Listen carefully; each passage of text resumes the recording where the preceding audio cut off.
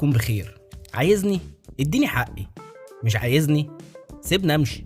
ده مش كلامي، ده كلام شيكابالا للزمالك. شيكابالا كان بيرفض الانضمام لمعسكر المنتخب وبيحب يكون هو نجم الفرقة. ده بقى كلام حسن شحاتة عن شيكابالا. جرب كده تكتب اسم شيكابالا على جوجل، هتلاقي عناوين زي ايقاف شيكابالا، هروب شيكابالا، خناقة شيكابالا. انت كمشجع زملكاوي طبعا ده حقك تشوفه اسطورة. انا النهارده جاي اقول لك هو ليه شيكابالا مش اسطورة. هو مجرد لاعب اقل من العادي. مش هقولك ظلم نفسه، لا ده ظلم ناديه وظلم الكرة المصرية. وهوريك بالارقام والتحليلات وبالمهارات. بص، هنحسبها من كل زاوية، وهسيبك انت عزيزي المشاهد اللي تقرر هل هو أكذوبة ولا أسطورة.